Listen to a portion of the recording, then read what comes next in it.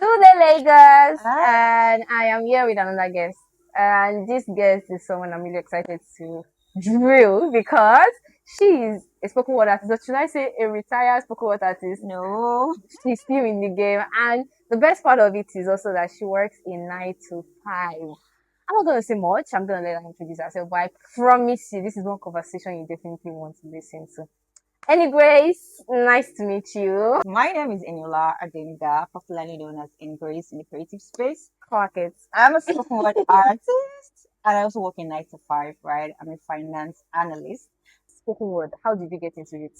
There was a time while I was in school and I just, put up some words and I just juggled it together. And I said, okay, let me show it to a friend of mine. And I was like, wow, like, why are you hiding this? And I pushed it online. I remember I pushed it on my WhatsApp status that day and I got a lot of comments. What has been the hardest part about juggling both worlds for you? Creativity on one side, finance on one side.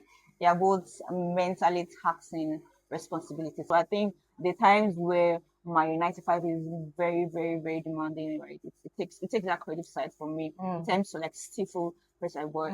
Over time, right? I get to ease and create.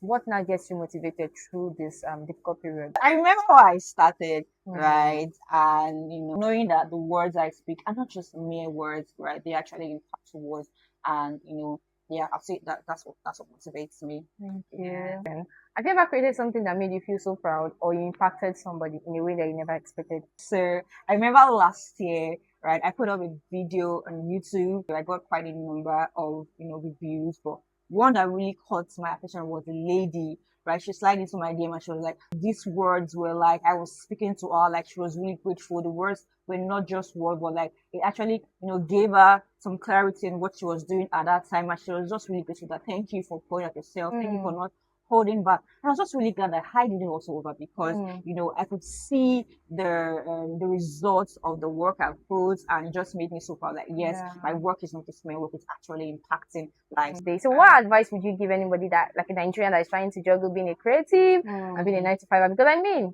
you have to eat as well. Being a creative does not stop food and on the table and everything. So what advice would you give them trying to juggle that part of their life together? Understand where you are part-time and season. Your 9 to 5 brings you stable income. Your creative side might not necessarily bring you stable income, but it also gives you some form of, edge. So I'm gonna say that you have to prioritize per season. I mean, I'm a creative myself. I call myself a retired spoken word artist, but I've been inspired. I've really learned a lot about prioritizing my time and, managing my creative side and my professional side. Thank you so much for doing this with us. I would love to have you in the next one, if possibly, but thank you.